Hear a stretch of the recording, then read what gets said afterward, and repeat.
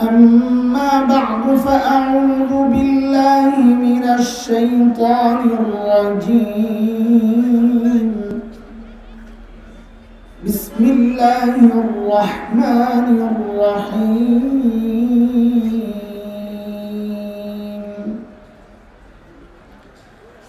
والعصر إن الإنسان لفي خسر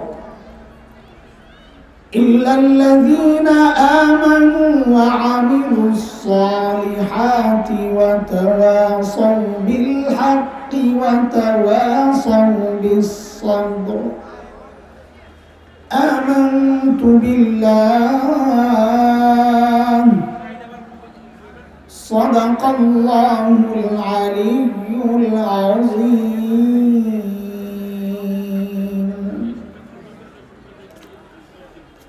নয়াপুর ঐতিহাসিক ইসলামী মহাসম্মেলনের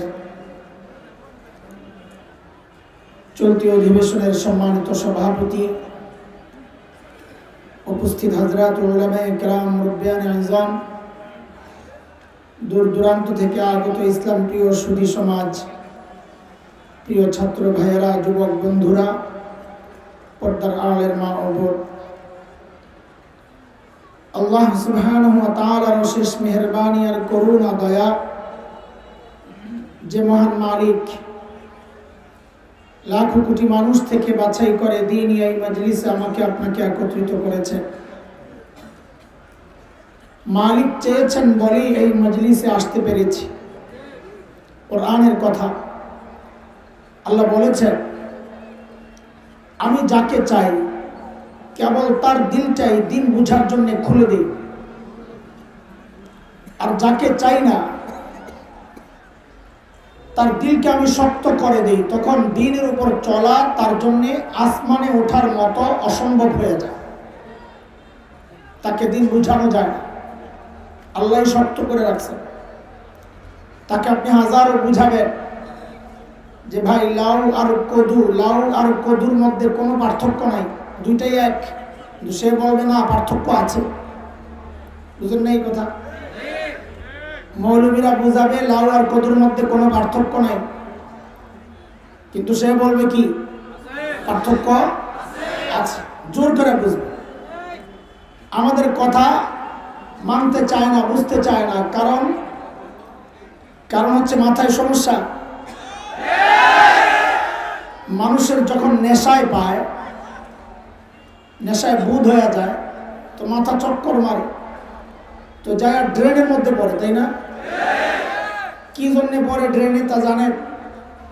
কারণ সে তখন ড্রেনকে দেখে মাঝখানে, রাস্তাকে দেখে সাইডে, তখন ওই রাস্তা দিয়ে চলতে যায়, যায় ড্রেনের মধ্যে পড়ে, মাথা নষ্ট। যে সমস্ত মানুষের দিল শক্ত, তাকে আপনি বুঝাবেন একটা, বুঝবে আরেকটা। আমি বলবো তুমি শিরিক করো না, সে বলবে তুই জঙ্গি। আমি বলবো শিরিক করবা না, সে বলবে তোরা স্বাধীনতা বিরোধী। আমি বলি একটা, সে বুঝে আরেকটা। কারণ সমস্যা হলো মাথায় গন্ডগোল। কথা কার? মালিক বলেছেন সূরা আনআম, فمن يرد الله أن يهديه يشرح صدره للإسلام ومن يرد أن يضله يجعل صدره ضيقا حرجا كأنما يصعد في السماء كذلك يجعل الله الرجس على الذين لا يؤمنون।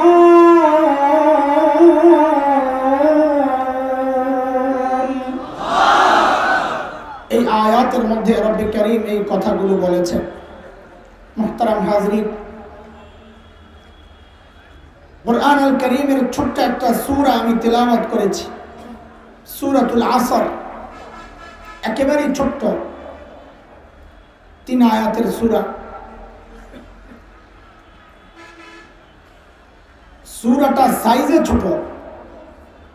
আমাদের দাউদকান্দি অঞ্চলে বলে, আপনাদের তো কাছাকাছি এমনই হবে হয়তো, ছোট্ট একটা মরিচ হয়, এটাকে আমরা বলি ধান্যা মরিচ। কি বলে ধান্যাই বলে। এটা তো ঝাল কম হয়, কি হয়, সাইজে ছোট কিন্তু কাজ বেশি। সূরাতুল আসরটা যেন এমন একটা অবস্থা, দেখতে ছোট কিন্তু তার বক্তব্য, তার আবেদন অনেক বিশাল বিস্তৃত। সেজন্য ইমাম শাফিঈ রাহমাতুল্লাহি আলাইহি এই সূরা সম্পর্কে বলেছেন, লাউ লাম ইয়ানজিল গায়রু হাযিহি সূরা লাকাফাতিন নাস লিআন্নাহা শামালাত জামিআ উলুমিল কুরআন। যে যদি আল্লাহ তাআলা সূরা আসর নাজিল করতেন, কোরআনের আর কিচ্ছু নাজিল না করতেন, কেবল এই একটা সূরাই যদি নাজিল হতো, তো মানুষের হেদায়েতের জন্য এই একটা সূরাই যথেষ্ট হয়ে যেত। কেন? কারণ এই এক সূরা কোরআনের সমস্ত বিধানকে তার নিজের পেটের মধ্যে নিয়ে নিছে। সময়ের শব্দে যদি আপনাদেরকে বুঝাই, তাইলে বলতে হয় যেন এই একটা ছোট্ট সূরা গোটা কোরআনের মেমোরি কার্ড।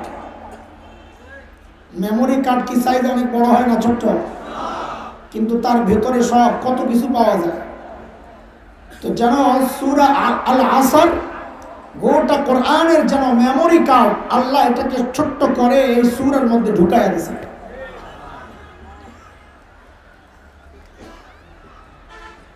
শুরুতেই আল্লাহ সুবহানাহু ওয়া তাআলা কসম খাচ্ছেন, ওয়াল আসর,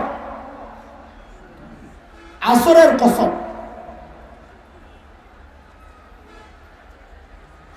আসর মানে কি? আসর মানে বুঝার আগে কসমের একটা মাসআলা শুনে নেন। আল্লাহ ছাড়া কারো নামে কসম খাওয়া বান্দার জন্য জায়েজ নেই। কার জন্যে? বান্দার জন্য। কার জন্যে? বান্দার জন্য। আল্লাহর নামের কসম ছাড়া কারো নামে কসম করা জায়েজ নেই। এই সমাজে অনেক রকমের প্রচলিত কসম আছে। মাথা শুয়ে গেলাম, এটারও একটা কসম মনে করে। বুকটা শুয়ে গেলাম, আমার মায়ের কসম, বাবার কসম। আর দুষ্ট পোলাপানের কথার কি করবো, এগুলো তো কয় প্রেমের কসম।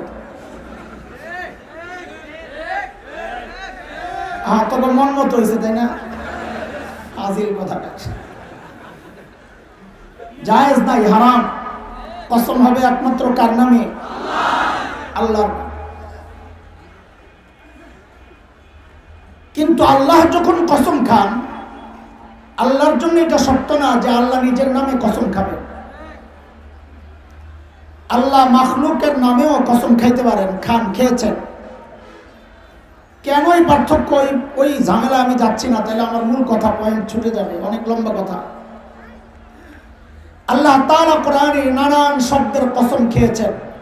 ওয়াদ-দুহা ওয়াল-লাইলি ইযা সাজা ওয়াশ-শামসি ওয়া-দুহাহা ওয়াল-কমারি ইযা তালাহা ওয়ান-নাহারি ইযা জাল্লাহা ওয়াল-লাইলি ইযা ইয়াগশাহা ওয়াস-সামাই ওয়া-মা বানাহা ওয়াল-আরদি ওয়া-মা তাহাহা ওয়ানাফসিন ওয়ামা সাওয়াহা। কত কিছু কসম খেয়েছেন আল্লাহ। আল্লাহ তাআলার কসমের মাকসাদ একটা, বান্দার কসমের মাকসাদ আরেকটা। বান্দার কসমের মাকসাদ হচ্ছে যার সামনে কসম খায়, যে বক্তব্যটা সে দেয়, এই বক্তব্যটাকে বিশ্বাসযোগ্য করানোর জন্য সে কসম খায়। কিন্তু আল্লাহর মাকসাদ ভিন্ন। আল্লাহ যখন কসম খান, তখন আল্লাহ তাআলার মাকসাদ হয় যে এই শব্দের কসম খাচ্ছেন, আল্লাহ বান্দাকে জানায়া দিচ্ছেন, বুঝায়া দিচ্ছেন, এরে বান্দা, এই বিষয়টা আমার কাছে গুরুত্বপূর্ণ, এই জন্য আমি এই শব্দের কসম খেয়েছি। যেহেতু আল্লাহ আল আসরের কসম খেয়েছেন, তো বোঝা গেল আসরটাও একটা গুরুত্বপূর্ণ, এই জন্য আল্লাহ আসর দিয়া কসম খেয়েছেন, যে আসরের কসম। তাহলে আসর কি? যা দিয়ে আল্লাহ কসম খাইলেন, তার তো অনেক অর্থ পাওয়া যায়। সময় একটা অর্থ, জামানা কাল একটা অর্থ, মানুষের হায়াতটা, জীবনকাল, এটাও আসরের অর্থ। এই আয়াতের মধ্যে আমি এই অর্থ নিয়েই কথা বলবো। তো যেন আল্লাহ তাআলা কসম খাচ্ছেন ওয়াল আসর, এরে বান্দা তোমার হায়াতের কসম, কারণ আমার আর আপনার হায়াতটা অনেক দামি, অনেক দামি। এই জীবনের অনেক দাম। আখিরাতের টাইম যদি হিসাব করি, দুনিয়ায় যদি কেউ 100 বছর বাঁচেন তো আখিরাতের টাইম হিসাব করলে মাত্র 2.5 মিনিট। অথচ এই 2.5 মিনিটের 100 বছর, কেউ তো 100 বছর এখানে নাই। 50 বছর যদি কেউ ইবাদত করে তার মানে সে 100 মিনিট ইবাদত করছে আখিরাতের টাইম অনুযায়ী। এই সামান্য মুহূর্তের ইবাদতের বিনিময়টা কি? মুহাম্মদুর রাসূলুল্লাহ সাল্লাল্লাহু আলাইহি ওয়াসাল্লাম বলেছেন, সবচাইতে ছোট বিনিময় যেটা, সবচাইতে ছোট জান্নাত যেটা, আল্লাহর হাবিব বলেন যে দুনিয়ায় আমরা বসবাস করি এইরকম কমপক্ষে 10টা দুনিয়া। তাইলে আমার এই জীবনের দাম কত, যে এই জীবনে অল্প আমল করলাম অথচ পাইলাম কত বিশাল জান্নাত। এই জন্য মাঝে মধ্যে আমি মজা করে বলি যে আমারও যদি কেউ অফার দেয় তোমারে 500 কোটি টাকা দিবে, বলে কি জন্যে? পুরা পরিবার লইয়া খ্রিস্টান হইয়া যাবা। আলহামদুলিল্লাহ নিজের উপরে এতটুকু ভরসা আছে, আপনারাও একই অবস্থা আলহামদুলিল্লাহ। তা আমি তো বলবো সওদা বহুত সস্তা হয়ে গেছে রে ভাই, মূল্য এত সস্তা, আমার ইমানের দাম এত সস্তা মনে করছো 500 কোটি? বলে কি চাও? গোটা দুনিয়াটা যদি দিয়া দেই, গোটা দুনিয়া যা আছে সব তোমাকে দিতে চাই, তুমি খ্রিস্টান হয়ে যাও। না, এখনো মূল্য আসে নাই, জায়গা মতো আসে নাই, আগে দাম পরিশোধ করো। বলে কত দাম? বলে আমার নবী তো বলেছেন এই ইমানের কারণে আমি কমপক্ষে এরকম 10টা দুনিয়া পাবো, আগে 10টা দুনিয়া লইয়া হাজির হয়, তাইলে চিন্তা করবো ইমানটা বেচবো কি বেচবো না। 10 দুনিয়া আনবো কোথেকে তুমি? যদি আনে কথার কথা, তাও কমু না, বেচবো না। কেন আনছো তো গান্দা? আল্লাহ নবী তো সাইজ বলছেন, সাইজ, যে এরকম 10টা দুনিয়ার সাইজ, কোয়ালিটির কথা তো বলে নাই। জান্নাতের একটা ইটের দাম গোটা দুনিয়া বেচলেও দেওয়া যাবে না। এই জন্য বলি আমার ইমান, আমাদের ইমানে তো সস্তা না। এই জানকে বেচে দিছি কার কাছে? বেচা বিক্রি তো সবাই করে, আমরাও বিক্রি করেছি। নাস্তিক মুরতাদরা, ইসলাম বিদ্বেষী অপশক্তি, তারাও বিক্রি করেছে। সবার জানই বিকৃত। তবে আলহামদুলিল্লাহ ইমানদাররা বিক্রি করেছেন আল্লাহর কাছে, আর এরা বিক্রি করেছে রামবাদীদের কাছে। 2 পয়সা পাবে। এই জন্য এই 2 পয়সার মূল্য আমাদের কাছে নাই, কারণ আমাদের ইমানের অনেক দাম। সেই জন্য বলি এটা শুনে রাখো, তাইলে হুমকি দেওয়া সহজ হবে আমাকে, কারণ তখন নিরাশ হয়ে আর হুমকি দিবে না। শুনে রাখো, এই লাল চক্ষু দেখায় লাভ নাই, হুমকি আর ধমকি দিয়ে লাভ নাই। কেন? ঈমান যেহেতু কবুল করেছি, সিদ্ধান্ত নিয়েছি, এবং এটাই আমাদের আখেরি পয়গাম। এই দেহ থেকে আমাদের কল্লাকে আলাদা করা যাবে, এই সিনা থেকে কোরআনকে সরানো যাবে না। কোরআনকে সরানো যাবে।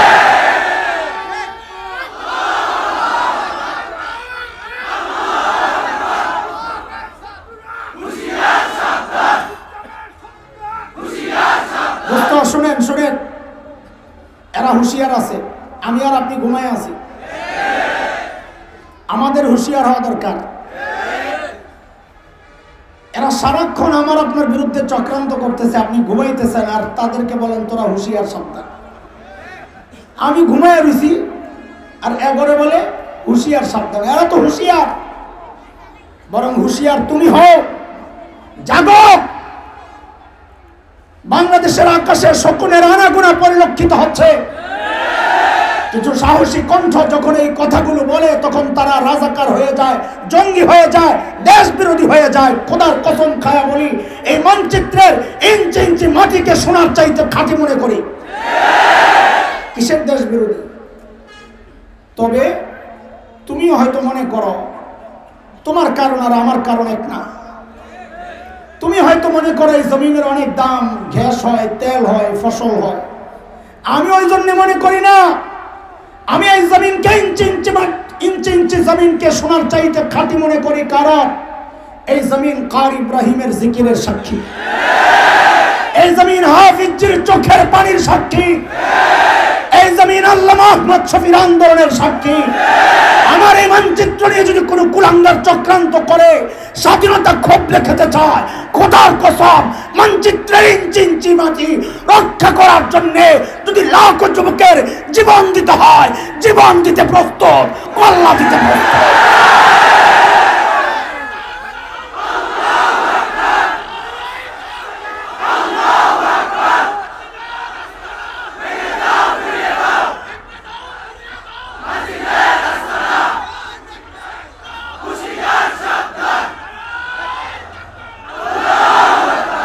তারা আমাদের সরলতাকে দুর্বলতা ভাবে, বারবার বারবার আঘাত করতে চায়। বারবার আঘাতের চেষ্টা করো না। মুসলমানদের ইতিহাস হচ্ছে 1400 বছর থেকে আমরা রক্ত দিতেই আছি। যদি এক সাগর রক্ত দিতে হয় তাও দিতে প্রস্তুত। ইসলামের ঝান্ডাকে জমিনে ভুলন্টিত হতে দিতে পারি না, হতে দেব না ইনশাআল্লাহ। আল্লাহ বলেন ওয়াল আসর, আসরের কসম। এরে বান্দা, তোমার হায়াতের অনেক দাম, অনেক দাম। থাকতে কদর করো, হায়াতটা থাকতে কদর করো। ইমাম রাজি রহমতুল্লাহ আলাইহি তাফসীরে কবীরের মধ্যে লিখেছেন যে সূরা আসরের ব্যাখ্যা আমি বুঝেছি এক বরফ বিক্রেতার কাছ থেকে। কার কাছ থেকে? বরফ বিক্রেতা। বাজারে বরফ বিক্রি করতেছে আর চিল্লাইতেছে ইরহামু মাইয়াযুবু রাসু মালিহি, ইরহামু মাইয়াযুবু রাসু মালিহি। ও ভাই, যার মূলধন গলে যাচ্ছে তার উপর রহম করো, মানে তাড়াতাড়ি বরফ কিনা আমারে বাঁচাও। সময় যত যাচ্ছে আমার বরফ তো গইলা গইলা আমার মূলধন শেষ হয়ে যাচ্ছে। ইমাম রাজি বলেন, বরফ বিক্রেতার এই বক্তব্য শুনে আমি সূরা আসরের ব্যাখ্যা বুঝছি। ওরে আল্লাহ তাআলা এই জন্য বলেছেন, এরে বান্দা, তোর জীবনের অনেক দাম। টাইম যত গড়াবে জীবন গলে গলে তোর মূলধন শেষ হয়ে যাবে। থাকতে থাকতে কদর কর। এই জন্য মুহাম্মদুর রাসূলুল্লাহ সাল্লাল্লাহু আলাইহি ওয়াসাল্লাম বলেছেন, ইউতানিম খামসান ক্বাবলা খামস, হায়াতাকা ক্বাবলা মাউতিক, ওয়া শাবাবাকা ক্বাবলা হারামিক, ওয়া সিহহাতাকা ক্বাবলা সুকমিক, ওয়া গিনাকা ক্বাবলা ফাকরিক, ওয়া ফারাগাকা ক্বাবলা শুগলিক, আও কামা ক্বালা আলাইহিস সালাতু ওয়াস সালাম। আল্লাহর নবী বলেন, আমার উম্মত, 5টা বিষয়ে চলে যাওয়ার আগে আগে 5টা বিষয়ের কদর করো। 5টা নিয়ামত চলে যাওয়ার আগে আগে 5 নিয়ামতের কদর করো। তোমার জীবনের মূল্য দাও, মূল্যায়ন করো মৃত্যুর আগে আগে। তোমার যৌবনের মূল্য দাও বার্ধক্যের আগে আগে।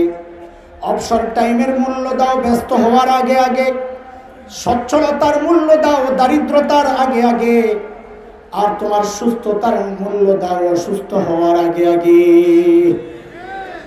পুরো হাদিসের ব্যাখ্যা দেওয়া এই স্বল্প সময় আমার পক্ষে সম্ভব না। আমি হাদিসের প্রথম 2 অংশ, যেটা এই সূরার সাথে সম্পর্কীয়, এই 2 অংশ নিয়ে একটু কথা বলতে চাই।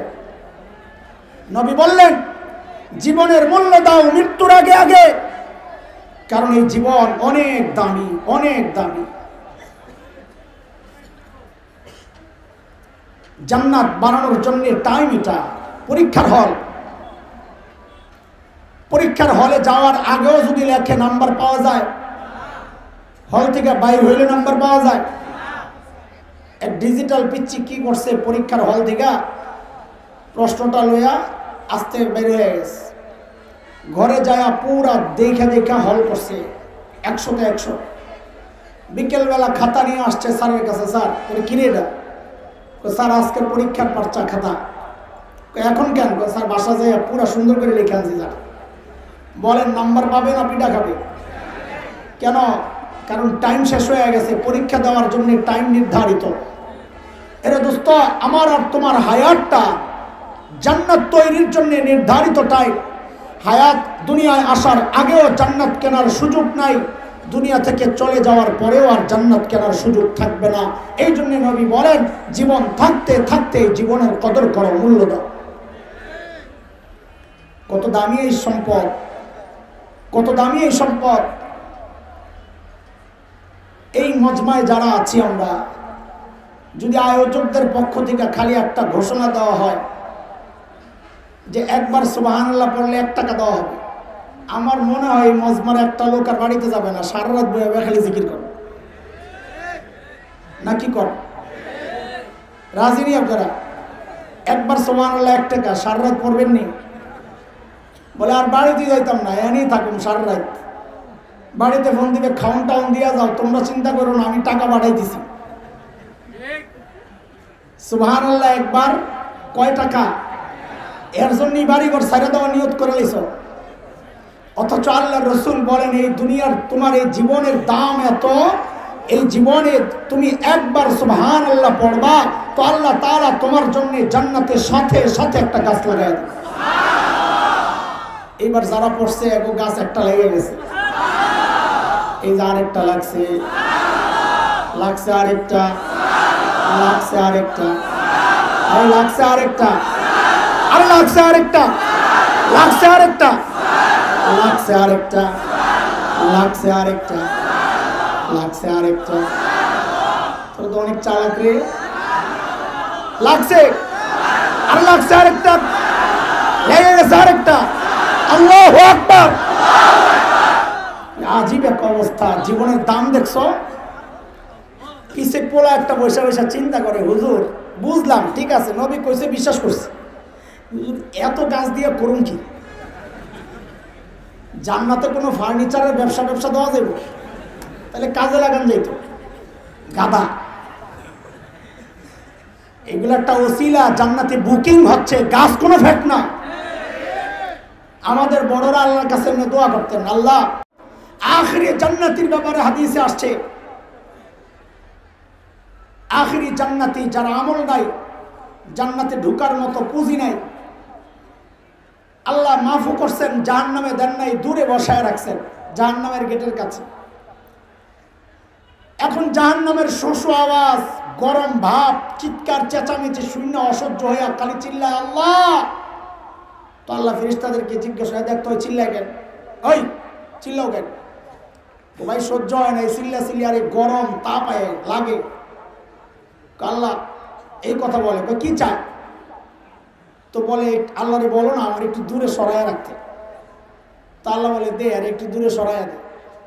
তো যেই না দূরে সরায় জান্নাতের কাছাকাছি পৌঁছে, তখন জান্নাতের আবার সুঘ্রাণ আর ওই জান্নাতের ঠান্ডা হাওয়া আস্তে আস্তে ঝিরঝির করে শরীরে একটু লাগে। এখন আবার চিল্লানি শুরু করছে, আল্লাহ। কিরে এমন চিল্লাস কেন? এখন আর কথা কয় না, কারণ জানে তো জান্নাতে ঢোকার মতো পুঁজি তো নাই, কেমনে চায় আল্লাহর কাছে।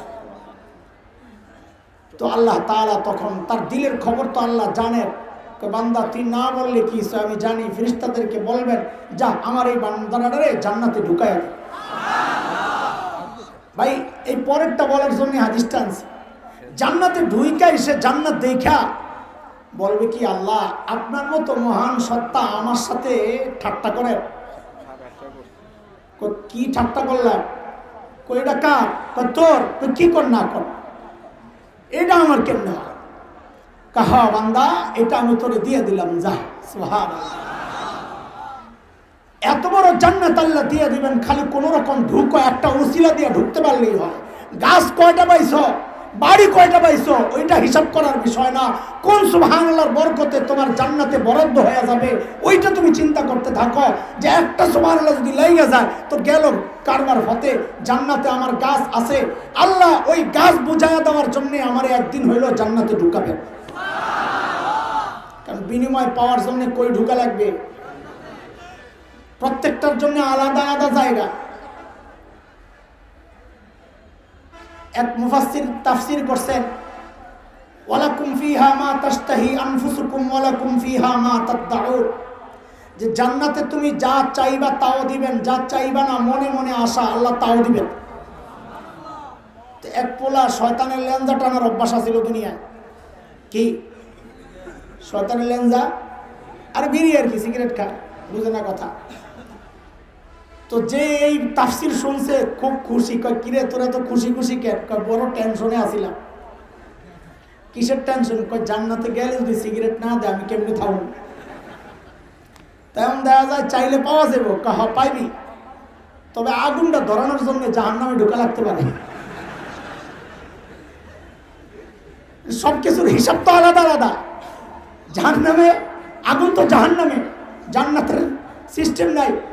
ওরে দোস্ত, বলার মাকসাদ হচ্ছে যেই জায়গার জন্য, যেই জিনিস জান্নাতের নিয়ামত ভোগ করার জন্য তোমাকে একদিন না একদিন জান্নাতে ঢুকাই লাগবে, কারণ আল্লাহ সেটা বুঝাইয়া দিবেন জান্নাতে, জাহান্নামে না। এই জন্য কোন সুবহানাল্লাহ লাইগা যায় বলা তো যায় না, লটারি পড়তে থাকো, কখন লাইগা যায় আর জান্নাতে বরাদ্দ হয়ে যায় বলতে তো পারো না। সুবহানাল্লাহ। লাগাও গাছ, আরো লাগাও, সারাদিন লাগাইবা। বাড়িতে যাইতে যাইতে সুবহানাল্লাহ পড়তে পড়তে যাইবা। জমিন সাক্ষী দিবে, জমিন সাক্ষী দিবে। আমরা তো, আমাদের বিরুদ্ধে তো গুনার সাক্ষী দিবে জমিন, কারণ তাসবি তো পড়ি নাই, হাইটা তাসবি পড়ি নাই, হাইটা গুনাহ করছি। তো জমিন যেন গুনার সাক্ষী না দেয়, জমিন যেন আমার তাসবিহের সাক্ষী দেয়, আমার ইবাদতের সাক্ষী দেয়। আল্লাহর হাবিব বলেন, ইউতানিম খামসান ক্বাবলা খামস, এরে আমার উম্মত 5 জিনিসের মূল্যায়ন করো। 5 জিনিস চলে যাওয়ার আগে আগে, মৃত্যুর আগে আগে তোমার এই হায়াতের মূল্য দাও। যতদিন বেঁচে আছো জান্নাত কামানোর সুযোগ আল্লাহ তোমাকে দিয়ে রাখছেন। লেখলি যেমন নাম্বার, পরীক্ষার হলের মধ্যে লেখলি যেমন নাম্বার, দুনিয়ায় তুমি আমল করলি জান্নাতে বরাদ্দ, আমল করলি জান্নাতে বরাদ্দ। 2 নাম্বার, ওয়াশাবাবাকা ক্বাবলা হারামিক, যৌবনের মূল্য দাও বার্ধক্যের আগে আগে,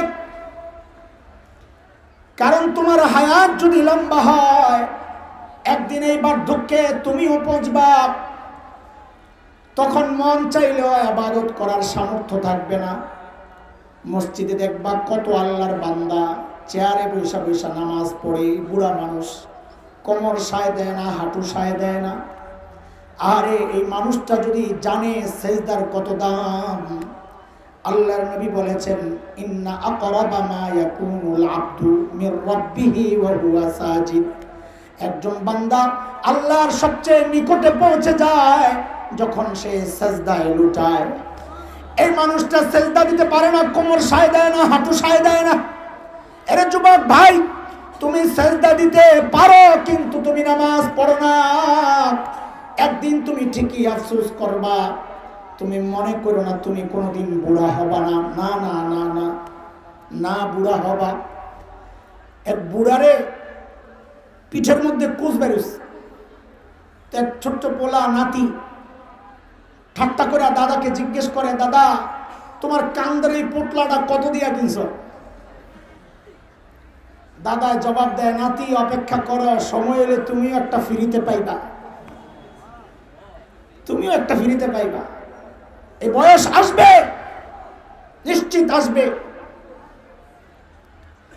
এরে দোস্ত, এই যে তোমাদের ভাই হাসান জামিলকে দেখছ, এ যুবক খেয়াল করে শোনো, একদিন আমিও তো তোমার মতো যুবক ছিলাম, শুধু যুবক তো না, একদিন তো শিশুও ছিলাম। এই যে আমার উস্তাদ পাশে বসে আছেন, আমার সাথে আজকে ঘুরতেছেন ওর সঙ্গে উস্তাদ, ওনাদের সামনে তো আমি ওই ছোট্ট শিশু ছিলাম রে ভাই। মালাকুল মউত তো আমার পিছনে পিছনে ঘুরেছে, আল্লাহর হুকুম হয় নাই বলে ধরে নাই। শৈশব থেকে পালায়া ঢুকছি কৈশোরে, মালাকুল মউত কিন্তু পিছন ছাড়ে নাই, আল্লাহর হুকুম হয় নাই বলে আমাকে ধরে নাই। কৈশোর থেকে পালায়া ঢুকলাম যৌবনে, মালাকুল মউত কিন্তু তখনও পেছনে দাঁড়ায়া ছিল, আল্লাহর হুকুম হয় নাই বলে ধরে নাই। হায় রে, যৌবন শেষ করে এখন তো বার্ধক্যে ঢুকে গেছি রে ভাই। মাঝে মধ্যে যখন আয়নায় নিজের চেহারাটা দেখি, যেই দেখি দাড়িগুলো সাদা, চুলগুলো সাদা, কলিজাটা মোচড় দিয়ে ওঠে। হায় রে, আমারও বুঝি মৃত্যুর সময় ঘনিয়ে আসছে। এরে বাবা সাদা দাড়িওয়ালা বাবা, সাদা চুলওয়ালা বাবা, এই চুল সাদা হওয়া, দাড়ি সাদা হওয়া মানি বুঝছেননি আপনি? এটার মানি জানেননি? আল্লাহ আপনাকে মেসেজ দিচ্ছেন। মেসেজ কিসের মেসেজ? আল্লাহ আমাকেও মেসেজ দিয়েছেন। কিসের মেসেজ? আরে হাসান জামিল, তোর সামনে গাছের পাতা ঝরেছে, আমি তোরে মেসেজ দিয়েছিলাম, আরে হাসান জামিল, যে জিনিস ধরে ওই জিনিস ঝরে, একদিন তুইও ঝরে যাবি, তুই সোজা হস নাই। আমি তোর সামনে সূর্যরে ডুবায়া মেসেজ দিয়েছিলাম, যেই জিনিস ওঠে ওই জিনিস ডুবে, তুইও একদিন ডুবে যাবি, তুই সোজা হস নাই। আমি তোর সামনে দিয়া তোর বাবার লাশটাকে কবরে পৌঁছায় আছি, তোরে মেসেজ দিয়েছিলাম, আরে হাসান জামিল, তুই এখন কারো না কারো বাবা, একদিন তোর কবরে যাওয়া লাগবে, আমি সোজা হই নাই। আল্লাহ আমাকে মেসেজ দিয়েছেন, আমার সামনে দিয়ে আমার মার লাশ কবরে পৌঁছায় আমাকে মেসেজ দিয়েছেন, আরে হাসান জামিল, ওই তোর মায়ের মতো একদিন তুই কবরে পৌঁছবি। আয় হায় হায়, আমি সোজা হই নাই। এইবার আমার শরীরের মধ্যে ডাইরেক্ট অ্যাকশন শুরু হয়ে গেছে। এরে সাদা দাড়িওয়ালা বাবা, সাদা চুলওয়ালা বাবা, এই দাড়ি পাকা আর চুল পাকা মানি বুঝছেননি, মানে হইল আমাদের শরীরের একটা অংশের মৃত্যু শুরু হয়ে গেছে। আর পালানোর জায়গা নাই, আর পালানোর জায়গা। এর যুবক ভাই আমার, এখন তোমার হাতে কত সময়? নবী বলেন কদর কর, কদর কর, একদিন আফসোস করবি কিন্তু লাভ হবে না। এখন তোমার এই টাইম, ফেসবুকে পায় একটু ভাগ, ইউটিউব একটু ভাগ পায়, খেলোয়াড়রা একটু ভাগ পায়, গায়ক গায়িকারা একটু ভাগ পায়, নায়ক নায়িকারা একটু ভাগ পায়, বন্ধু বান্ধব ভাগ পায়, বিবি ভাগ পায়, সন্তান ভাগ পায়। ভাগ পায় না কেবল একজন, যেই মালিক এত এত নিয়ামত দিয়ে তোমার সাজাইছেন, খালি ভাগ পায় না ওই মালিক। অথচ আমি আর তুমি খালি মালিককে টাইম দেই না, আর দুনিয়ার সবাই কিন্তু মালিককে টাইম দেয়। ওই যে একটা গাছের দিকে তাকায়া দেখো, কি মনে হয় গাছটা বুঝি এমনি দাঁড়ায় আছে? আরে না না, গাছটা কেবল এমনি দাঁড়ায় আর নাই, গাছটা দাঁড়ায় দাঁড়ায় মালিকের তাসবিহ পড়ে। ওই যে কুকুরটারে মাঝে মধ্যে তুমি তাড়ায়া দাও, কুকুর এটা নিকৃষ্ট প্রাণী, অথচ তোমার খবর নাই ওই কুকুরটার রুকুর হালতে মালিকের তাসবিহ পড়ে।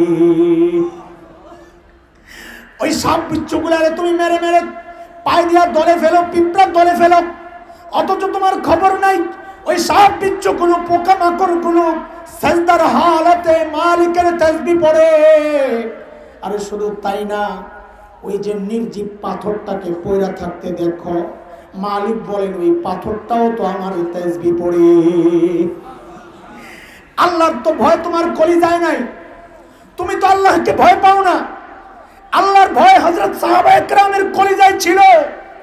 এই জন্য সাইয়েদনা আবু বকর এত বড় মানুষ, এত বড় মানুষ, নির্জনে দূরে চলে যেতেন, একা একা দূরে যায় নিজেকে ধিক্কার দিয়া দিয়া কাঁদতেন আবু বকর, আর বলতেন, ইবনে আবি কুহাফা, এ আবু কুহাফার বেটা, এই এরে আবু কুহাফার বেটা, তুই মানুষ কেন হইলি রে? তুই মানুষ কেন হইলি? এখন আল্লাহর সামনে তুই কেমনে দাঁড়াবি? সাইয়েদনা আবু বকর গাছের কাছে যায় যায় কাঁদতেন আর বলতেন, ইয়া লাইতানি কুনতু ওয়ারাকা, আরে আমি যদি গাছের পাতা হইতাম, মানুষ না হইয়া, তাহলে আল্লাহর সামনে আমার দাঁড়ানো লাগতো না, এখন কেমনে যায় হিসাব দিব। সাইয়েদনা ওমর এত বড় মানুষ, মৃত্যুর মুখে একটু হুঁশ ফিরছে, আহত ছিল মারাত্মক, হুঁশ ফিরার সাথে সাথে মাথাটা নিয়ে জমিনের উপর রাখছে, রাইখাই গালগুলারে জমিনের সাথে ঘষেন আর কান্দেন, ঘষেন আর কান্দেন আর বলেন, ওয়াইলুল লাকা ইয়া উমর ইল্লাম ইয়াগফির লাকা রাব্বুক, ওমর তোমার রব যদি তোমাকে ক্ষমা না করে, তোমার জন্য ভয়ঙ্কর বিপদ কিন্তু অপেক্ষা করতেছে। পাথরও কান্দে, তোমার কান্না নাই, দিল ময়রা শক্ত, চোখ দিয়ে পানি বের হয় না, অথচ মালিক বলতেছেন, আরে জালিম একটা পাথরের দিকে তাকায়া দেখ, সুম্মা কাসাত কুলুবুকুম মিন বাদি যালিক ফাহিয়া কাল হিজারাতি আও আশাদ্দু কাসওয়া ওয়া ইন্না মিনাল হিজারা লামা ইয়াতাফাজ্জারু মিনহুল আনহার ওয়া ইন্না মিনহা লামা ইয়াশাক্কাকু ফায়াখরুজু মিনহুল মা ওয়া ইন্না মিনহা লামা ইয়াহবিতু মিন খাশইয়াতিল্লাহ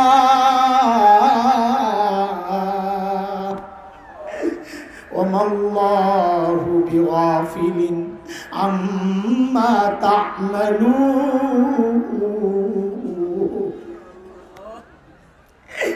আল্লাহ বলেন বান্দারে তোর দিল এত শক্ত হয়ে গেল, পাথরের চেয়েও শক্ত।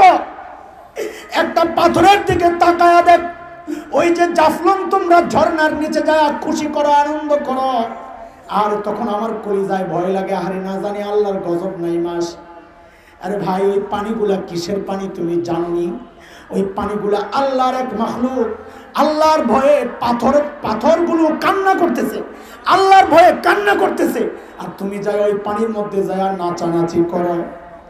আল্লাহ বলেন দুনিয়ায় এমন পাথরও আছে কান্না তো করে না, কিন্তু তারে ফাটাইলে দেখবা ভেতরে পানি পাওয়া যায়, তার চোখ দিয়া পানি বের হয় না, কিন্তু তার কলিজা ফাইটা ভেতরটা কান্না করে। এরে বান্দা তোর কলিজাও তো একদিন কাইপা উঠলো না কেন রে? আল্লাহ বলেন ওয়া ইন্না মিনহা লামা ইয়াহবিতু মিন খাশইয়াতিল্লাহ। বহু পাথর এমন আছে আল্লাহর ভয়ে কাঁপতে কাঁপতে নিচে গড়ায়া পড়ে। বান্দা তোর তো একদিন কলিজাটা কাইপা উঠলো না, চুল পাইকা সাদা হয়ে গেছে, গুনাহ ছাড়ো না, দাড়ি পাইকা সাদা হয়ে গেছে, গুনাহ ছাড়ো না। এই জন্য আল্লাহ ডাক দিয়া বলেন আলাম ইয়ানি লিল্লাযিনা আমানু আন তাখশা কুলুবুহুম লিযিকরিল্লাহ। আল্লাহর ভয়ে কলিজাটা কাইপা ওঠার সময় কি এখনো হয় নাই? আর কত আর কত আর কত আর কত বলো, আর কত বলো, আর কত বলো, আর কত বলো, আর কত গুনাহ করবা, আর কত কবে ফেরত আসবা মালিকের কাছে? মালিক ডাকতেছেন আয় আয় আয় আয় আলামিন মুস্তাগফির ফাগফির আলা। প্রত্যেক দিন মালিক ডাকেন ফজরের আগে দিয়া, শেষ রাতে মালিক ডাকতে থাকেন আয় আয় আয় আয় আলামিন মুস্তাগফিরিন ফাগফির আলা। কে কে গুনাহ করছস আমি আসছি তোরে মাফ করার জন্য, আয় না বান্দা আয় আমার কাছে মাফ চা, আমি মাফ করে দিব। আজিব মালিক পাইছি আমরা, আজিব মালিক পাইছি। দুনিয়ার মানুষ অপরাধীকে খুঁজে শাস্তি দেওয়ার জন্য, আমি আর তুমি এমন এক মালিক পাইছি যে মালিক অপরাধীকে খুঁজে মাফ করার জন্য। বলে কত মাফ করবে, কত মাফ করবে, কত মাফ করবে? শয়তান যখন আল্লাহকে চ্যালেঞ্জ করেছে, আল্লাহ আমি আপনার বান্দারে গোমরাহ করতেই থাকবো, করতেই থাকবো, করতেই থাকবো। আল্লাহর জবাবের ধরনটা এমন ছিল, শব্দগুলা না, জবাবের ধরনটা এমন ছিল, আয় তুই কি বললি রে? আপনার বান্দারে গোমরাহ করতেই থাকবো, করতেই থাকবো। তো আল্লাহর জবাবের ধরনটা এমন, তোর কথা কি শেষ? ওই শয়তান তোর কথা কি শেষ? বলে হ্যাঁ আমার কথা শেষ।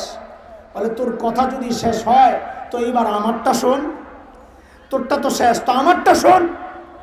তুই আমার বান্দারে গোমরাহ করতেই থাকবি, করতেই থাকবি না, আমিও আমার বান্দারে মাফ করতেই থাকবো, করতেই থাকবো, করতেই থাকবো।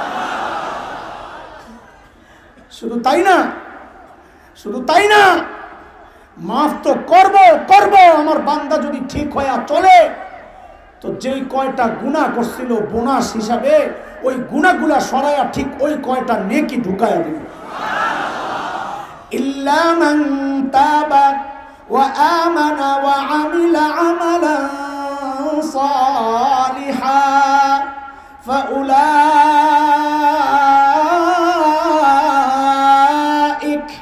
ইউবাদদিলুল্লাহু সাইয়্যাতিহিম হাসানাত ওয়া কানাল্লাহু গফুরার রহিমা।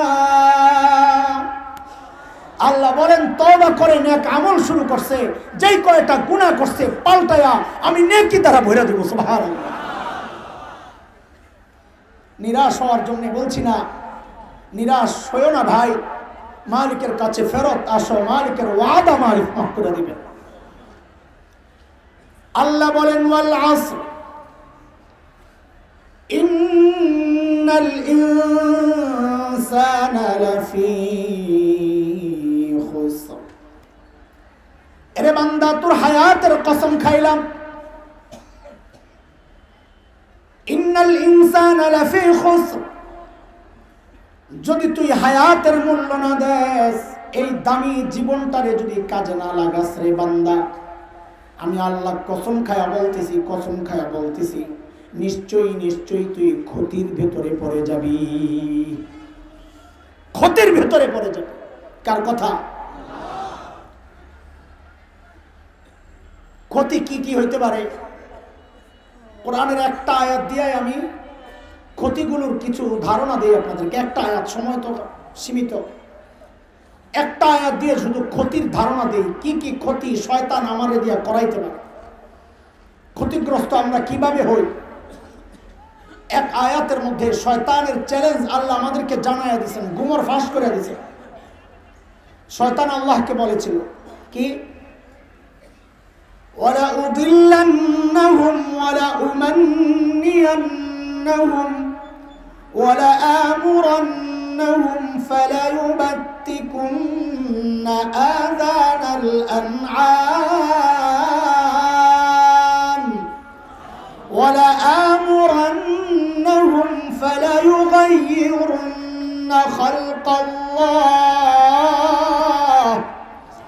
ومن يتخذ الشيطان وليا من دون الله فقد خسر خسرانا مبينا।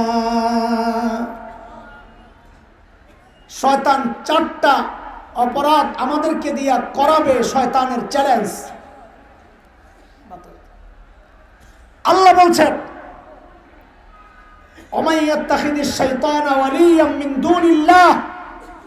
আমার কথা না শুনে যারা শয়তানের চক্রান্তের জালে ফেসে যাবে, শয়তানকে বন্ধু হিসাবে গ্রহণ করবে, তো আল্লাহ বলেন ফাকাদ খাসিরা খুসরানাম মুবিনা, এরে বান্দা তাইলে তুই স্পষ্ট ক্ষতির মধ্যে ঢুকে যাবে। ওই চারটা ধোঁকা কি? একটা আয়াতের মধ্যে, ধোঁকার তো অভাব নাই, আমি শুধু একটা আয়াতের ধোঁকাগুলো শোনাইতেছি আপনাদেরকে। কয়টা ধোঁকা? আরে বলেন, আমার সাথে একটু কথাবার্তা বলা লাগবে। বলেন কয়টা ধোঁকা? শয়তানের এক নম্বর ধোঁকা, শয়তানের চ্যালেঞ্জ, ওয়ালা উদিল্লান্নাহুম, আমি আপনার বান্দারে গুমরা করব। গুমরা এক নম্বর কি? গুমরা মানি, গুমরা মানি এটার ব্যাখ্যা শয়তান নিজেই দিছে। সূরা আরাফ আয়াত 16 শয়তানের কথা আল্লাহ আমাদেরকে জানাইয়া দিয়েছে। قال فبما أغويتني لأقعدن لهم صراطك المستقيم।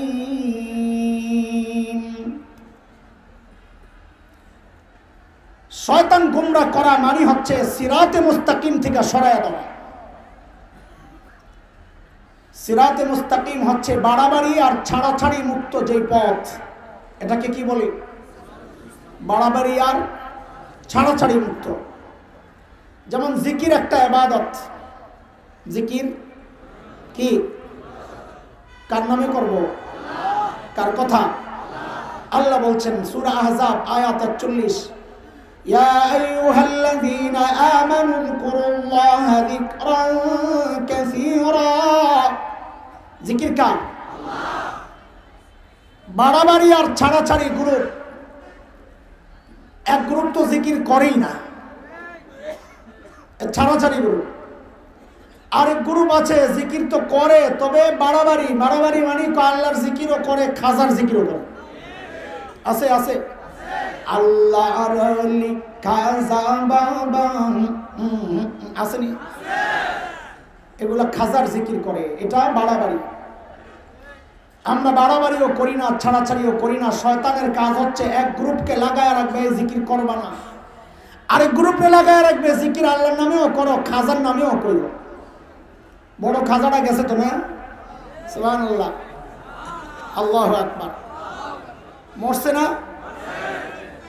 আজকে এই যে আসার সময় হুজুরকে শোনাইছি, এক খানকার বক্তব্য, কয় দয়াল বাবা মারা গেছে, এটা বললে ঈমান চলে যাবে। কই কি হয়েছে, মরে নাই? কয় না, সাক্ষাতে গেছে। কই গেছে? সাক্ষাতে গেছে।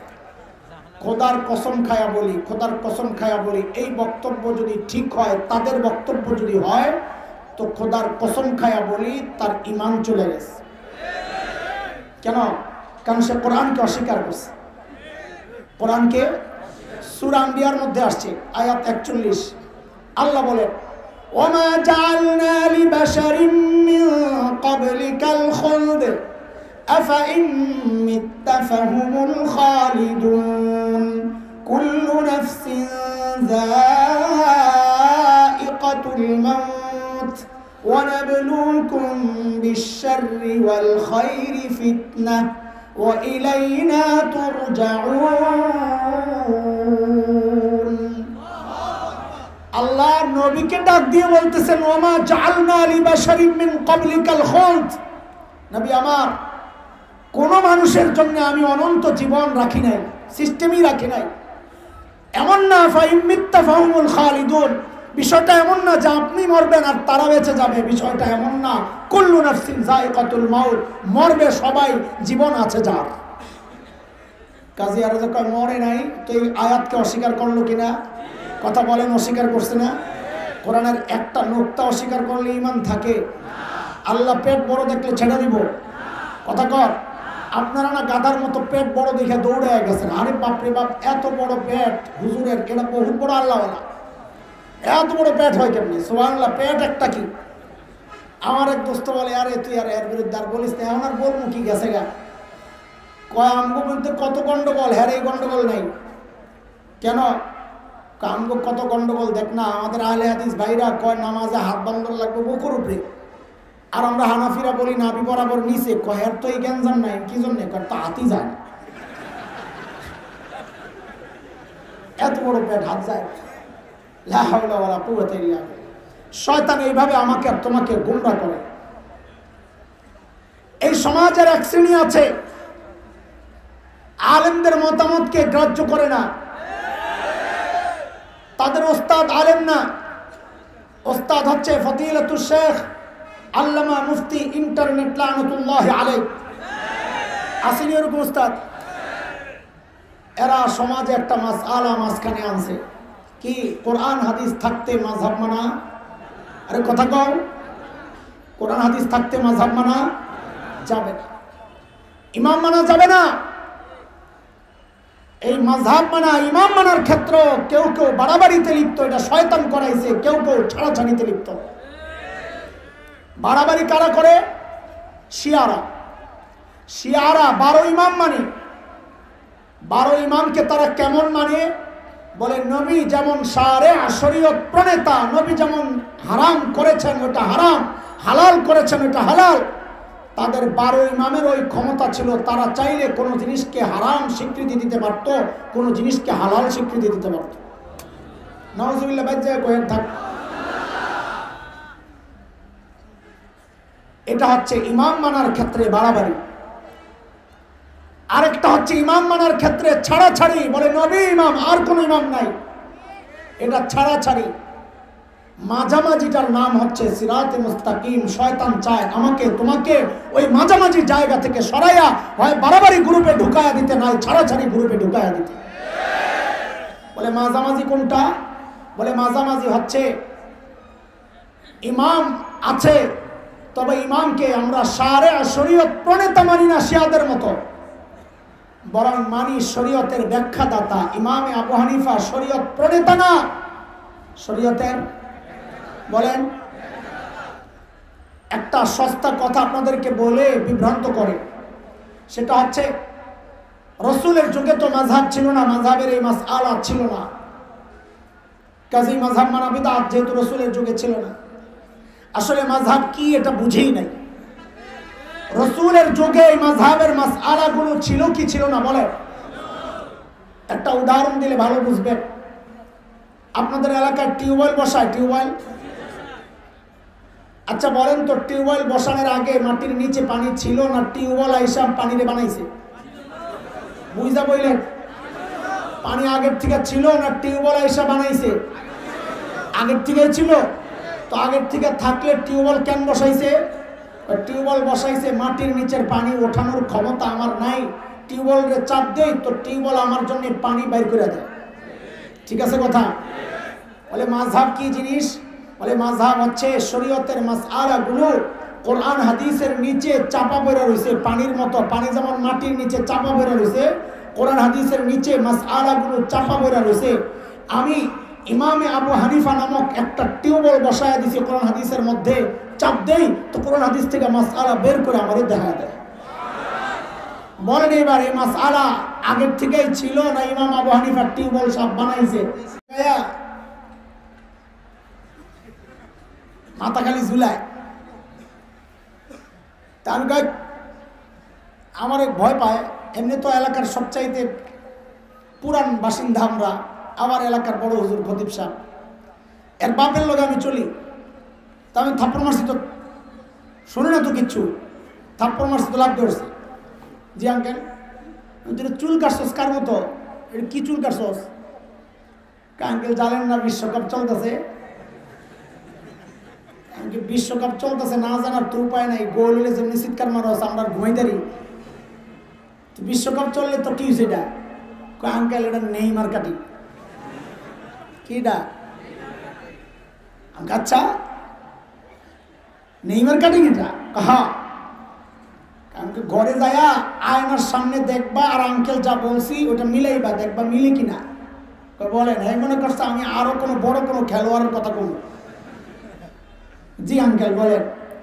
বাসায় যায় আয়নার সামনে দাঁড়ায় দেখবা এটা নেইমার কাটিং না, এটা মোরগের পাশা কাটিং। কি কথা কয়? পোলাবেন চুল কাটে একটারও মানুষের মতন দেখা যায় না, জীবজন্তুর মতো দেখা যায়। আরে কথা কয় কোন দিক দিয়া সাঁচে, কোন দিক দিয়া রাহে, কি করে না করে, খবিস কোথাকার। কতকগুলারে দেখা যায় জেলিমিলি লাগায় এরকম খাড় করায় রাখে। হুজুর ওইটা কি করে? সজারুর পাশা। কি এটা? শয়তান যে করছে সৃষ্টির পরিবর্তন করবে, কেমনে করছে দেখছো? তোমার মাথারে জীবজন্তুর পাশার মাথা বানাইয়া দিছে। কথা কও ঠিক? শরম লাগে না এমনি চুল কাটো যে? তোর যে মানুষের মতো দেখা যায় না, তুই বুঝতি এটা? মনে করছো উল্টা পাল্টা করলেই বুঝে আমার কিছু একটা লাগতেছে, তো এক হাত কাইটা এক হাত রাইখা কাম সারা। একটা নতুন ডিজাইন এটা করতেও পারে। যেমনি হাফ প্যান্ট আর প্যান্ট ছিঁড়া শুরু করছে, কবে যেন আঙ্গুল কাটা শুরু করে ডিজাইন হিসাবে, আল্লাহ জানে। মাথায় নাই তো কিচ্ছু এগুলা। শয়তানের এক নম্বর ধোঁকা। উদাহরণ দিলাম, সৃষ্টির পরিবর্তন শোনাইতেছি দোস্ত। হাদিস শরীফে আসছে মা আসফালা মিনাল কাবাইনি মিনাল ইজারি ফিন্নার। আল্লাহর নবী বলেছেন যেই পুরুষের কাপড় টাকনুর নিচে চলে যায় সে জাহান্নামী। শয়তান বুঝি তোমারে ছেড়ে দিব? শয়তান সৃষ্টির পরিবর্তন আনছে কেমনে? আল্লাহরে আল্লাহ, পোলা পাইনের প্যান্ট এখন টাকনুর নিচে না গোড়ালির নিচে যায় না। কারণ শয়তান চিন্তা করছে যদি গোড়ালির উপরে থাকে তো রিস্ক, কোন সময় টান দিয়ে আবার উপরে উঠাইলায় কয়ডারে লোহা মার, উপরে না উঠতে পারে, তো গোড়ালি দিয়ে পাড়া মারছে যেন উপরের দিকে টান দিল না ওঠে। আবার আরেক স্টাইল বেরিয়েছে ঢিলে ডালা ঝুলাই রাখে যেন বাসের ওই যে কঞ্চি থাকে যায় এখানে যায় আটকা। মসজিদে দেখছি কাহিনী, কোন এক পোলা নামাজে দাঁড়াইছে, পিচ্ছে একটা দৌড়ায়, কিরে কাকা দৌড়াস কেন? আঙ্কেল ওদিকে যায়েন না। কি সমস্যা? যায়েন না আপনি? ওটা আমি গেছি, আমি কি জন্য মানা করে যাই দিই। আল্লাহ যে পোলা নামাজে দাঁড়াইছে আর পিছন দিয়ে ড্রেন বেরিয়েছে, বানায়নি এরকম প্যান্ট পোলা পায়। খবিস গুলা লজ্জাও নেই, আবার নামাজে পড়ে। তো নামাজে পড়ি বেটা, তো রোজও আসেনি। আরে ফরজ তরক হইলে নামাজের মধ্যে সতর খুলে গেলে অজু থাকে, মুফতি সাহেব অজু থাকে, তো তুই কি নামাজ পড়তেছ? তোর পিছন দিয়ে ড্রেন মারিস, তোর তো অজু নাই। ওঠানোর দরকার উপরে, এটারে নামাইছে নিচে। টাকনুর উপরে ওঠানোর দরকার, ওটারে নামাইছে নিচে। সৃষ্টির পরিবর্তন কেমনে হইলো হুজুর? বুঝলাম না। কহা বুঝবা আইতেছি। পুরুষের জন্য সিস্টেম ছিল টাকনুর উপরে কাপড় ওঠানো, শয়তান ওইডারে নামাইছে নিচে। মেয়েদের জন্য সিস্টেম ছিল টাকনুর নিচে কাপড় থাকবে, শয়তান এখন ফ্যাশনের নামে মাইয়াকে পায়জামা কাটতে গোড়ালির থেকে উঠাইয়া টাকনুর উপরে উঠাইয়া হাঁটুর নিচ পর্যন্ত রয়েছে। ফ্যাশন ফ্যাশন ফ্যাশন করো, শয়তান তোমার সৃষ্টির পরিবর্তন কইরা তোমার জাহান্নামী বানাইতেছে, তোমার তো খবর নাই। আজকে খেয়াল করছি আমি ফ্লাইটে আসার সময়, আরে আমার যদি বোর্ডিং পাসটা থাকতো এখন দেখাইতে পারতাম। সিলেট থেকে আসছি, ইউএস বাংলার বোর্ডিং পাসের মধ্যে কোন বড় কোম্পানির অ্যাড দেওয়া আছে, ছেলে আর মেয়ের পাওগুলা। তা আমি অবাক হয়ে গেছি, ছেলের পুরা একদম টাকুর নিচে প্যান্ট, আর মেয়ের পোজ দিছে মেয়ের হাঁটুর নিচ পর্যন্ত, বাকিটা খালি। ঢাকা দরকার কার, ঢাকছে কে? শয়তান কয় দেখ সৃষ্টির পরিবর্তন কারে কয়, আমি দেখাই দিচ্ছি। এটা শয়তানের চ্যালেঞ্জ। তুমি তো বুঝো না, তুমি মনে করো ফ্যাশন করতেছ, অথচ শয়তান তোমার নিয়ে খেলতেছে। তোমার নিয়ে শয়তান খেলতেছে, জাহান্নামীর আসামি বানাইতেছে, জাহান্নামের খবর নাই। উদাহরণ নম্বর 3, সূরা আন-নূর আয়াত 31। মায়েরা খেয়াল করে শোনো, আল্লাহ তাআলা মেয়েদের পর্দা সম্পর্কে বলছেন, ওয়ালিয়াদরিবনা বিখুমুরিহিন্না আলা জুয়ুবিহিন্না। মেয়েরা যেন তাদের পোশাক পরার পর উপরে দিয়ে একটা ওড়না জড়ায় নেয়। কি জড়ায় নেয়? খিমার, ওড়না জড়ায় নেয়। কাজে ওড়না কাদের পোশাক? কথা বলো, ওড়না কাদের পোশাক? এটা তো মুসলমানের কথা, কিন্তু মুরগি চোরারা ওড়না সহ্য করতে পারে না। ওই যে শিক্ষা সিলেবাস সংস্কার করে কোন বইয়ের মধ্যে আসছে, ও দিয়া ওড়না পরি, একটা মেয়ের বাচ্চা মেয়ের গলায় ওড়না, এটা দেখা টেলিভিশনে ভিতরে বয়া বয়া, এখন তো মাস্তানি সব ভিতরে, বাইরে তো মাস্তানি করতে আসে না। হেফাজতের ওই যে শাপলার যে সময় 2013-র একটা ঘটনা, মহাখালী ফ্লাইওভারের নিচে এই মুরগি চোরা তার কিছু দলবল নিয়ে বসছে, জঙ্গি করে আটকাইব। তো মানুষের ঢল নামছে, নবী প্রেমিকদের ঢল নামছে। পোলাপাইন তো মুরগি চোরা সবাই তো আর চিনে না, দুই একটাই চিনছে, ওই রে মুরগি চোরা, সত্য ঘটনা। হ্যাঁ দিচ্ছে, এরে দিচ্ছে দৌড়ানি, আর দিচ্ছে দৌড়ায় যায় ঢুকছে এক সেলুনের ভিতরে। কই এরপরে হিস্টোরি আর আমি জানি না, তবে আমার জীবনের একটা অভিজ্ঞতার আলোকে যেটা মনে হয়, আর পরে যায় কি করছে, মুফতি আমিন রহমতুল্লাহ আলাইহির ফতোয়া নিষিদ্ধের বিরুদ্ধে যে আন্দোলন ছিল, ওই আন্দোলনে আমি আর বরিশালের এক ভাই আমরা গেছি। পুলিশ এমন দৌড়ানি দিছে, দুই পাশ থেকে চাপাইছে। এমন করুন কি, বাইতুল মোকাররমের সামনে এক পোলা জুতা পলিশ করতেছে। আমি কি করবো, আর কোন কুলটুল না পাই বলার ভাই একটু অবস্থা, পোলা উঠে গেছে, আমি বইয়া জুতা পলিশ করি, করুন কি, বাঁচা তো লাগবে। তো নিজের ঘটনার অভিজ্ঞতার আলোকে বলতেছি, মুরগি চোরা ওই যে সেলুনে ঢুকছিল, যায় জানি কি করছে আল্লাহ জানে, যায় মনে হয় সেলুনের পোলারে করছে, ভাই তুই একটু আমি তোর চুল লিগাড়ি। এখন খালি মুরগি চোরা না, এখন নাপিত বানাই দিস আল্লাহ। ওই মুরগি চোরা কয় কি, ওড়না দেখা কটা সাম্প্রদায়িক শব্দ, এটা বাদ দিতে হবে। ওড়না বলে সাম্প্রদায়িক শব্দ, কুলাঙ্গার। ওড়না কোরআনের শব্দ, কথা। মুসলমানদের এই জমিনে টুপি থাকবে, দাড়ি থাকবে, ওড়না থাকবে, মসজিদ মাদ্রাসা থাকবে। তোর যদি মনে চায় তোর মাইয়া করে নিয়ে, তোর বউরে নিয়ে ইউরোপ কান্ট্রিতে যায় ল্যাংটা করে ঘুরা, আমাদের কোনো আপত্তি নাই। এই দেশে থাকলে এর বিরুদ্ধে বলতে পারবি না, মুসলমানদের ইমানি চেতনার বিরুদ্ধে বলতে পারবি না। এই দেশে সব জাতি থাকবে, হিন্দু, বৌদ্ধ, খ্রিস্টান, মগ, পুরান, গারো, চাকমা, কোকিল, সাঁওতাল, টিপরা, সব থাকবে। শুধু থাকতে পারবে না যারা দেশের স্বাধীনতায় বিশ্বাস করে না, যারা ইসলামী কালচারের বিরুদ্ধে অবস্থান নেয়, তাদের সাথে আমাদের লড়াই। কথা বলে ঠিক কিনা?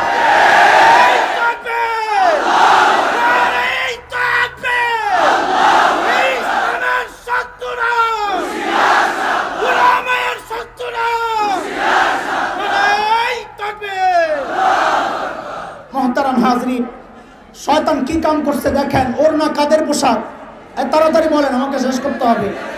ওর না কাদের পোশাক? শয়তান দেখেন সৃষ্টির পরিবর্তন কেমনে করছে।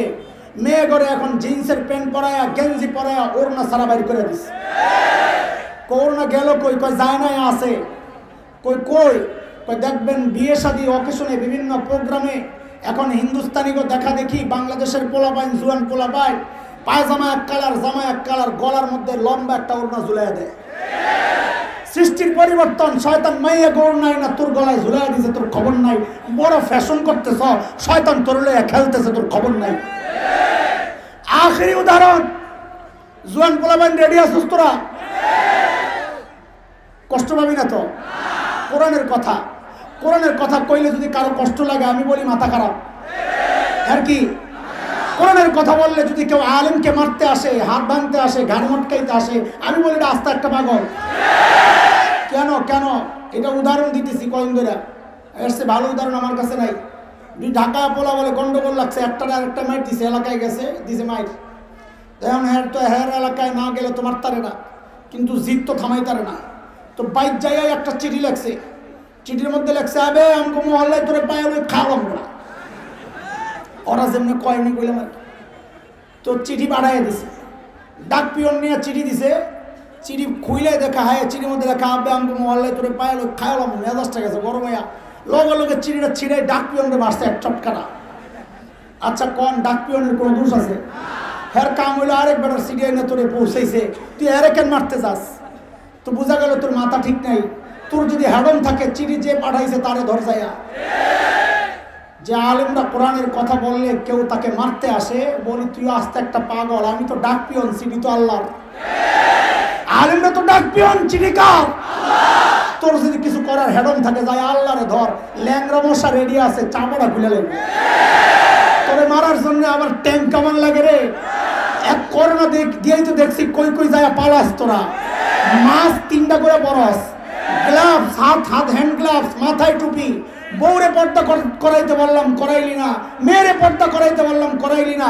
এখন ডরাইয়া নিজেই বোরকা পরা শুরু করছে। তাও কাপড়ের বোরকা না, প্লাস্টিকের বোরকা। আরে কথা কও ঠিক। দেখছি তোমরা হেডন কত বড় বীর পুরুষ তোমরা, সুবহানাল্লাহ। আবার খেলতে চাও না? আবার খেলতে চাও? হ্যাঁ হ্যাঁ, আবু জাহেল খেলতে যায় পরাজিত হয়েছে, কথা কও। নমরুদ খেলতে যায় পরাজিত হয়েছে, ফিরআউন খেলতে যায় পরাজিত হয়েছে। মুসলমানদের পরাজয় নাই, যার মালিক আছে তার পরাজয় নাই, তার পরাজয় নাই, তার পরাজয় নাই।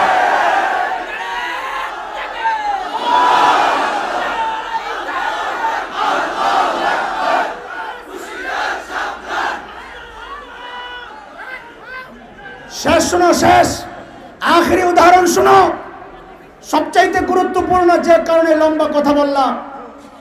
আল্লাহর হাবিব বলেছেন কাসসুস শারিব ওয়াফুল লুহাক।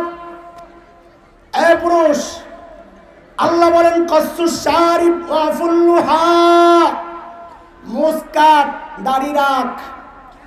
কার কথা? কার কথা? শয়তান কয় সৃষ্টির পরিবর্তন করা আমার চ্যালেঞ্জ, সৃষ্টির পরিবর্তন করা আমার চ্যালেঞ্জ। তো কি করছে? দাড়িগুলারে কাইটা আমার মুখটারে বেডির মতো বানিয়ে দিস। কথা কও, কথা কও। বলে এটা কেমনে বলে?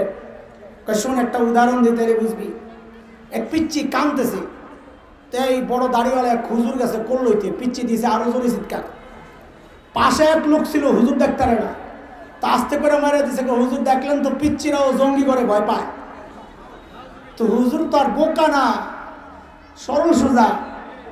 তো যেই না এই কথা কইছে, হুজুর আস্তে করে মাইরা দিছে। কয় আসলে ও আবার যখন কোন লইছে পিচ্চির কান্না থামিয়ে গেছে। কই দেখছেন আমার কাছে আইসা কান্না থামিয়ে গেল। কার তোমার কাছে কান্না থামছে কারণ তোমার আম্মা মনে করছে।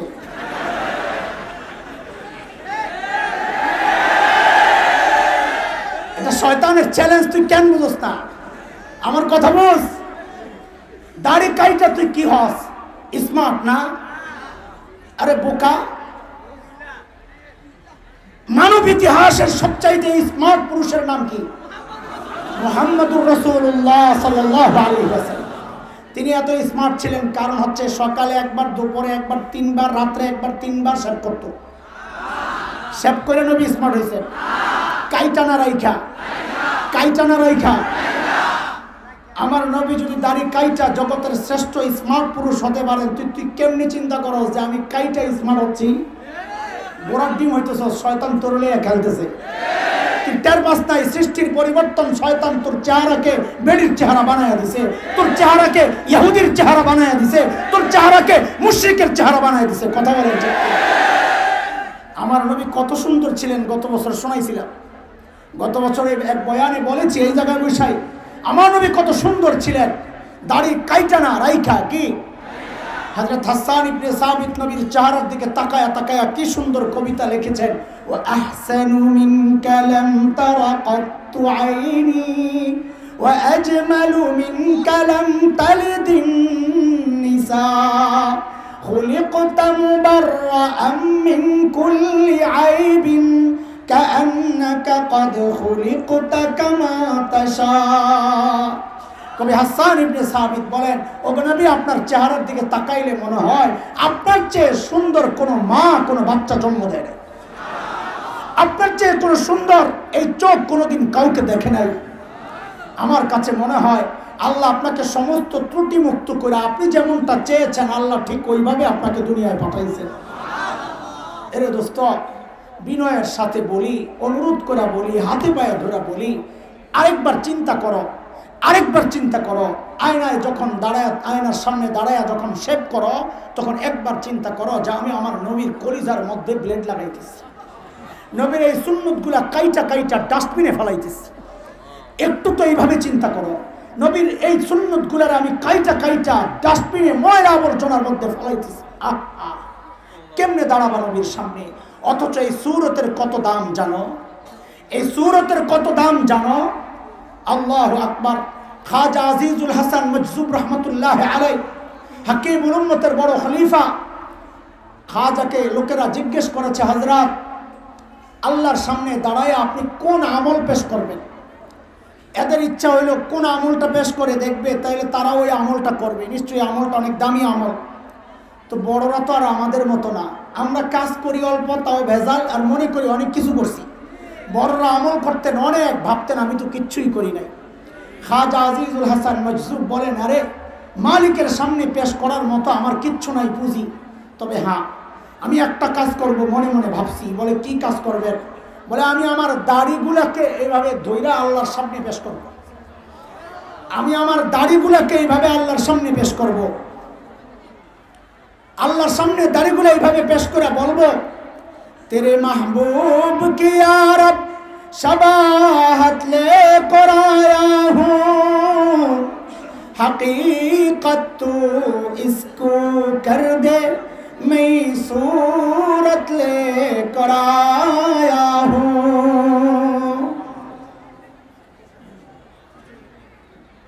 अल्लाह सुनो